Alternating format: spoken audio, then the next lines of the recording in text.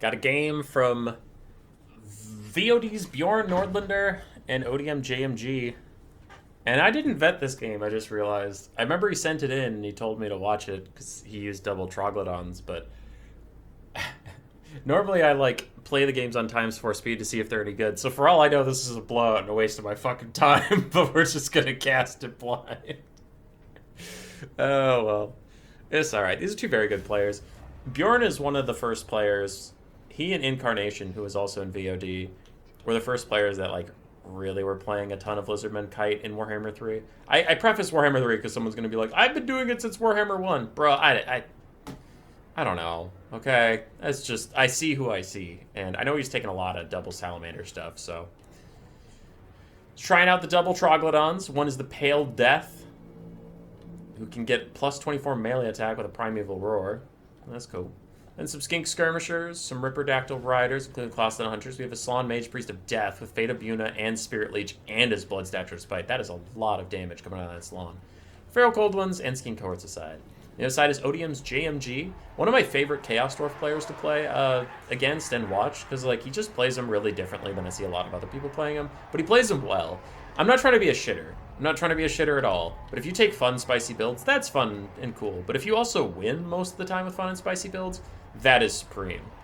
So it's like, yeah, he doesn't just throw builds together. It's clear he's thought about them and likes them. He just plays really differently than anybody else I know. So for him, we do have a bunch of Hobgoblin Archers, Chaos Dwarf Blunderbusses, triple Fireglaves, very little melee frontline. Goblin Laborers and Orc Laborers is it. We have Zatan the Black with his net, but his net only has a range of 20 meters, so he has to be pretty much in melee before using it. We do have a Demon Smith Sorcerer of Metal with just Final Transmutation. Lizardmen taking their time to set up a surround. I will ×2 speed until something actually starts happening. Just as, you know, both players are doing fine. The Chaos Dwarves are trying to find a fight, but due to their low range and low speed, the Lizardmen are just abusing that and getting a good surround. No reason to walk at the Chaos Dwarves from the direction they want you to if you can get a good surround on them, right? So let's go at ×2 speed as the Lizardmen set up. For anybody worried about rules stuff, Bjorn's been setting up a surround, which is fine. Like, that's well within the rules to do. The Blunderbusses, not the Blunderbusses, Fireglaves turn around and fire at that other Troglodon. Now this one is creeping up for a bit of a shot, as it looks like JMG's attention is drawn elsewhere. Maybe you won't notice this Blunderbuss about to get shot. Now they're starting to turn, but the Troglodon should be able to get one shot and retreat. Yeah, good amount of damage there. Ooh, but a Fireglaive is actually counter-firing already, so the Troglodon's gonna have to fall back. That was about an even trade, maybe even Chaos Dwarf favored. Lizardmen, with this kite, they don't have any healing. They didn't bring a Rev Crystal, they didn't bring a Life Salon or anything like that, and oh no. The Pale Death gets its Rampage triggered. He needs a Cold-Blooded. There it is. Bjorn's on top of it. And the Pale Death is going to get away soon, though he is going to be shot at by Fireglaves all the way. Really big damage onto that poor Troglodon. And I love it how the Chaos Dwarves now have their entire front line is behind their ranged units, and there's nothing there for them. The Skinks aren't over there. So far has been pretty good. Fate of Yuna's out on the Infernal Guard of Fireglaves, and the Clostodon Hunters dive in, immediately pop their Toad Rage, which rampages them in front of these Blunderbusses. They are going to get ripped apart as Lizardmen move in. Feral Cold One's trying to do some damage here. But I'm really concerned for Lizardmen already. They've taken a lot of damage. And if they send in things like this, they're just going to get focused fired down. Like, you need Skinks just for their mass amount of bodies that can be distracting and annoying. I wonder if these Feral Cold Ones are going to get netted in place so they can't actually get to these guys. Nah, it looks like they're not going to bother, just get rampaged out. Death Salon getting poked at by Hobgoblin Archers a little bit.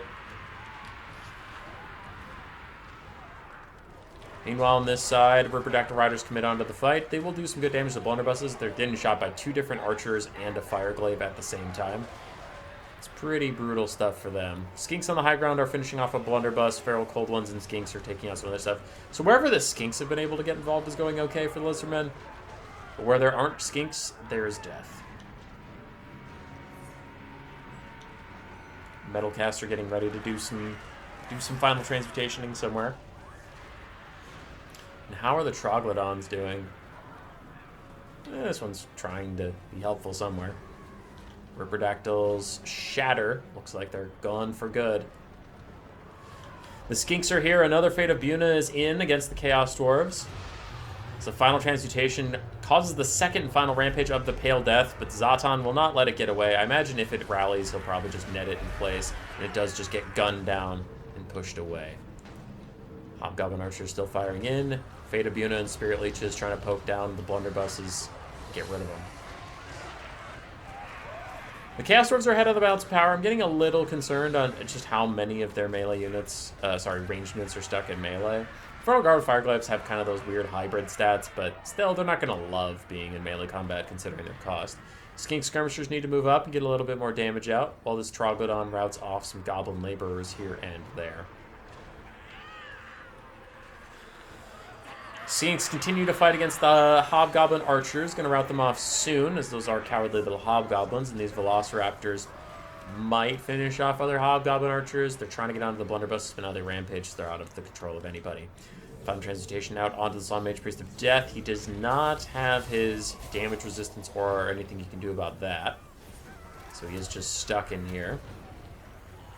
And I wondered if he was getting too close to Zatan that he might get netted in place, but it doesn't look like that'll be the case. Instead, he just leaves with the Spirit Leech and a Blood Stature Spite, both onto the Granite. Not the Granite Guard, Chaos Dwarf blunderbusses, so should actually probably kill them outright. Skinks pushing around the Chaos Dwarves on the far side. All these Skink Skirmishers running down these guys. Infernal Guard and Fireglyphs do push back the Feral Cold Ones. Still have a Trogolodon, a lot of ammunition, good amount of HP. I don't want to say a lot of HP. Percentage-wise, it's a lot, but Troglodons are super squishy. So he only has 4,800. Sounds like a lot until you get shot. Then it's not a lot. Not a lot at all. There he goes, losing about 400 of that. As more Skinks close in to try and shut these guys down. The Chaos Dwarves are running out of ranged tools. These Infernal Guard are about to rout. These blunderbusses are about to rout. These Infernal Guard are tied up. We do have some archers who are chilling. With the Chaos Dwarves, their balance of power is mostly locked up in Zatan and the Demon Smith Sorcerer both being full HP, but I don't know if they can clean up all of these Skinks. Is the Infernal Guard with Fireglaive still firing at the Trogolodon, who's trumbling in? Trumble. 155 kills on that Skink cohort. Oh, okay, it's not the Trogolodon. Yeah, Trogolodon's 1,000 value on his 130 kills. He is here. He might cause terror against those Fireglaves soon, and if they start routing, then the Skinks should be able to hit them from behind and actually finish them off. Another another Spirit Leech, Blood Statuette combo, and these Infernal Guard pushes them away. That Slon has 2,200 value. There's the terror route you're talking about into a natural route. I saw a -4 for a brief second. Now it's back up to 5, then 20. So it's doing fine.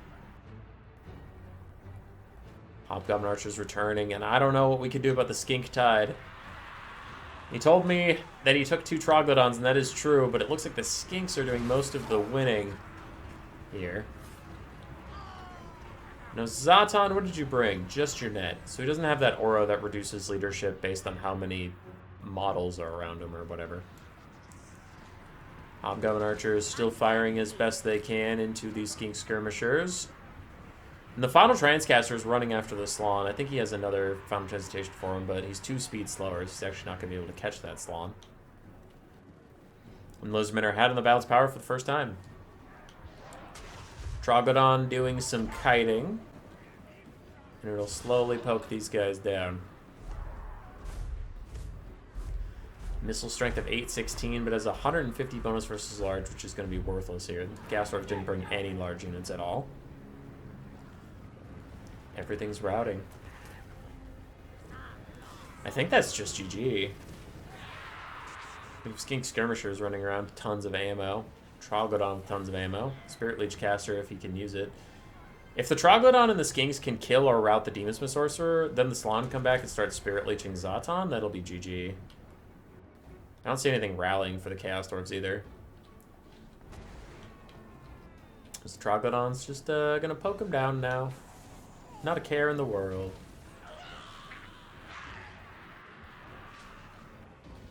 Bonk.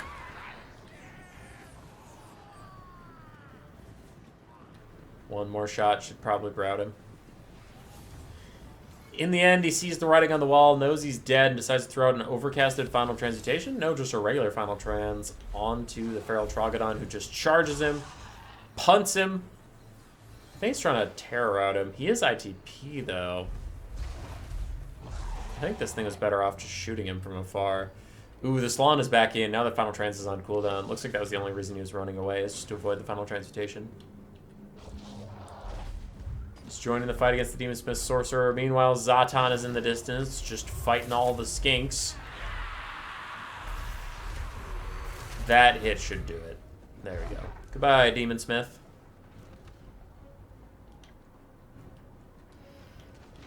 Ooh, a Fireglaive is back. Hello, little friend. He's poking away at the Feral Trogolodon. All these skinks are running at him to make sure that he does not actually hit that Trogolodon for too much. So I imagine we'll see a lot of darts hitting these guys in the face. Yeah, there they go. They're out.